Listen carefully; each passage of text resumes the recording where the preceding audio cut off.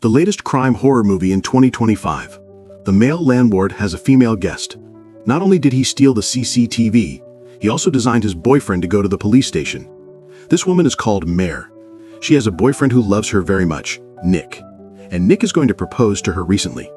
For this, Nick not only carefully prepared the diamond ring, he is also saving money to take Mare to the best restaurant in town to have dinner together. But Nick is not completely sure Mare will agree to his proposal, because he suffers from intermittent anger disorder. Although it has been under Mare's advice recently, the psychologist is making adjustments, but the treatment has just begun. So the effect is not particularly obvious. Very soon, the day of the proposal has arrived. The two of them talk to each other. The atmosphere is quite harmonious. However, Nick was just about to take out the diamond ring, propose to Mare. The colorless waitress came over. Dessert? Nick quietly put the diamond ring back. Mare began to hesitate. Should he choose a mountain walnut pie or a cheesecake? Or neither? Nick saw Mare's heart, immediately expressed his support for all her choices. Mare was very touched and want all the final choices. So what were you saying? Nick said he wanted to go to the bathroom. Come back in a minute. Mare said, I don't know. Nick is trying to figure out how to propose to her. Nick is very entangled, constantly imitating the scene of proposing to Mare. And at this moment, there was a loud noise outside the toilet. The waitress who just served them, he was there to tease Mare, said she ate too much, like a pig. Nick's anger came up, pushed the door open, and walked out. What the fuck did you just say? The passers-by fled in panic. The waitress apologized quickly, but was still taken away by Nick. He lost consciousness in a moment. That's it. Nick was sent to prison and met an old brother named Moshe. Moshe likes meditation very much. He thought it would calm him down, and the reason he came to jail is because he carried a life. One night after work, he found his girl and his brother lying on a bed. This made him angry, and he hit him directly. However, he thought revenge would make him feel better. It didn't hurt that much, but it made him feel worse. And even if he kept telling himself he is a victim, it's their fault, causing himself to be in this state. The hard truth is I put myself in there, nobody else. This made Nick feel a lot. Decided to control his temper later. This allowed him to get out of prison a year later, to continue his wonderful life. But when he came home, his father told him his imprisonment had a great impact on Mare. He even moved out of the original apartment. So, good job. His father was in a daze. There was no way. Since Nick's mother left them and ran away, his father was deeply hit. He had a hard time. You're fucking miserable, man. It's like looking in the mirror, huh, kid? Nick packed up and left. When he was in prison, Mare wrote him a letter. According to the address of the letter, he must be able to find Mare's new home. The fact is, but the problem is, Mare has a grudge against him. After all, I had a nice place, a future, but someone couldn't control it. Nick hoped Mare would give himself another chance. Unexpectedly, before he finished, a man named Chester broke in. Delivery guys will be here in about 5 minutes with the new fridge. Chester is Mare's landlord. He's been getting along well with Mare for the past year. He can even remember Mare's preferences. This moved Mare very much. He thought he was a good man. No wonder he could take good care of his daughter. When he heard this, Nick couldn't help but be a little jealous, but the problem is, now he and Mare are ex-girlfriends. He can't keep Mare and Chester at a distance, and when he gets emotional, it's easy to break the ice. Acting like an angry dick, Nick can only try to control himself. But with his current performance, Mare can't trust him. Nick decided to use his performance to talk, find a job for himself. After all, he's still in the fake world. But who would have thought? The fake officer in charge of him was Chester. And Chester not only knows his case very well, he even knows that Mare has an eating disorder, so he can't control his appetite. Obviously, he knows Mare very well. Nick's vigilance also rose instantly. But surprisingly, Chester was very kind to him. He knew he hadn't found a job. He even wanted to introduce one to him. Bullshit. Nick simply couldn't believe his ears, but he had no choice but to do it. He quickly followed the address provided by Chester and found the informant, Bobby. Bobby arranged for him to be a security guard. He had to start work immediately the next day. Nick immediately told Mare about this, hoping he could see them get back together. Unfortunately, Mare still said what he wanted was someone who could support him.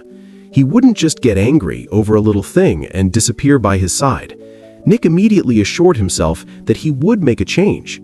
"Because you're the best thing that ever happened to me, and I don't want to lose you." Mayer was moved by this. He decided to give Nick another chance. But he didn't notice that there were two eyes outside the window staring at him and Nick. The next day, Chester found Mayer, hoping he could come to his daughter's birthday party. But the problem was that he had an appointment with Nick that day. Chester was Nick's assistant. He didn't want to get too close to Nick, so he decided to refuse this invitation. This made Chester angry. He called Bobby right away. He had to make Nick work all day on Sunday. He couldn't go on a date with Mayer. Bobby didn't think it was a good idea. After all, he told Nick before, he only went to night shift. However, just fucking do it. Is that clear, Slim? Crystal. Bobby agreed. He immediately arranged for Nick to work overtime. He also said that if he didn't come, he could just get out of here. This undoubtedly pierced Nick's pulse. After all, for a former criminal, it's really hard to find a job. In the end, Nick had to cancel Mayer's date. The result? No rush. Besides, now I can go to Chester's party. This made Nick realize something was wrong. He couldn't help but get angry. But Mayer just wanted to go to a little girl's birthday party. He really had no reason to resist. He could only bite his teeth into his stomach. He found it there by himself. Nick's actions scared his father. He was afraid that his son would go back to the way he was. But Nick really had to put up with it. He went to work on Sunday. As a result, there was nothing to do on the construction site. His colleague even fell asleep there. Nick was speechless. But Bobby was also very helpless. After all, he didn't have the right to say no. Do you want to give Nick a job? Do you want Nick to work overtime? This is not something he can control. Bobby didn't do it. Nick already found something wrong. At the same time, Mayer also arrived at Chester's house on time. He was going to celebrate his daughter's birthday. But who would have thought? There were only he and Chester's father and daughter in the original party. Chester began to explain. He said that a child in his daughter's class had a serious cold. He even infected several parents. So he thought over and over again, he still canceled this party. But he didn't have time to tell Mayer. Mayer was very shocked.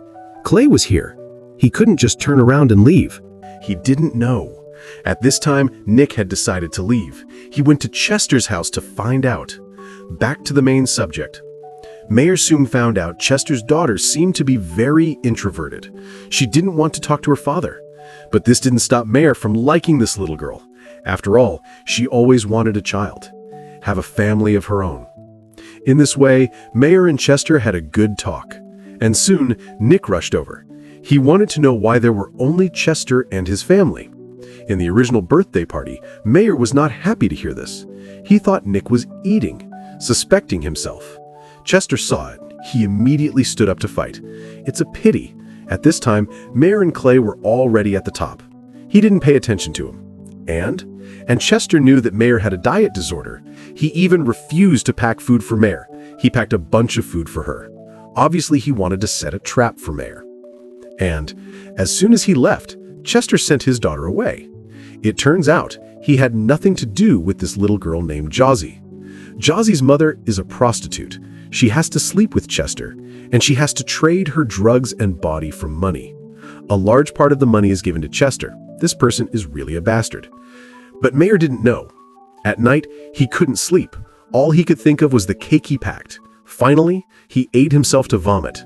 Chester also installed a surveillance camera in his house to monitor his every move. But at this time, Nick also realized something was wrong. He began to follow Chester secretly. He soon found that this person always acted alone. He doesn't look like he has a daughter. And he actually uses plant-based mutilation to get money illegally. If the other party doesn't give him money, just beat him up. Nick became more and more convinced Chester is not a good person. But unfortunately, not long after Mayer called him, he said he messed everything up. Mayer said when Nick didn't come out, he was in a very good state. But as soon as Nick came out, he got sick. He started to eat and drink. This made him think they should be apart for a while. And Nick felt helpless when he heard this. He apologized to Mayer immediately. He said he was a little selfish before. If something happened, he would transfer the responsibility to others. But now, he must be different. This made Mayer realize Nick's change. He decided to give himself and Nick another chance. And Nick immediately agreed. He will accompany Mayer to attend a diet control assistance meeting. They will definitely have a bright future. Obviously, now Nick has really learned how to control his emotions. He also took the initiative to find his dad, have a good chat with him. I hope he doesn't always think, it's all because I'm useless. And that's it. Everything is going in the right direction. Nick soon talked about love. Love is fruitful, but it didn't last long. After falling in love with Mayer, he received a message from Chester. Let him go to his office early tomorrow morning to report. Nick didn't take a break. It turned out that when Chester beat someone, he secretly recorded the video. So when Chester said to let him leave Mayer, otherwise he would immediately throw him back to prison, he just released the video. But who would have thought? Chester didn't have a shred of fear. Nick was going to be laughed at by Chester. He's just a fake officer. What kind of police are you? What about the next second? Chester came to his standstill. He said he would do it, because that person threatened him first. Speaking of which, Chester pointed the gun directly at Nick. He also said he was there at the time. Don't you remember? Nick said he was scared. In the end, he could only follow Chester's words. And Chester's meaning is also very clear. Nick hurriedly withdrew from Chester's office. Before leaving, Chester threatened him with his father. Nick was very dissatisfied with this, and Chester actually took the opportunity, touched Mayer's house. A hammer broke the pipe. Now, Mayer's family is in trouble. Chester proposed this. He can live in his own house for a while, until the water pipe worker fixed it. Nick was also worried about leaving Mayer to Chester, invite him to live with himself. Mayer said Chester was about to explode. So he turned around and found Bobby. Let Bobby kill himself, so he can make Bobby slander Nick. Nick took him away again, beat himself up. Soon, Nick was taken away by the police. He called it an injustice, said it was all Chester who framed him. But in Mayer's heart, Chester has always been a gentleman. How could he do such a thing? Mayer thought Nick was just messing around. He was more and more disappointed in him. And Chester also took the opportunity to start slandering Nick, said the country is hard to change. Nick is kind of hopeless. And this moved Mayer. In the end, he still accepted Chester's invitation, lived in his guest room. Chester was so happy. Mayer only cares about his daughter's whereabouts. Chester said the child went to his aunt's house. He would pick her up right away. But Nick's mother didn't want the child to get too close to Chester. He had enough of this kind of life suppressed by Chester. He even wanted to report Chester. Chester was so angry. He pinched the long-haired girl's throat. The long-haired girl tried to resist, but it wasn't his opponent. He was dragged to another room and killed. The end. Chester took the terrified Nick home. Who knew Nick would be nice to him? But he turned around and told Mayer about his experience. He heard Mommy. I know you're my own wife. You don't think I know when you're telling the truth. He had a bunch of hypocrites working for him. Some time ago, he even asked everyone to clean up his shed. And among these people, the one who should be closest to him is the long-haired girl.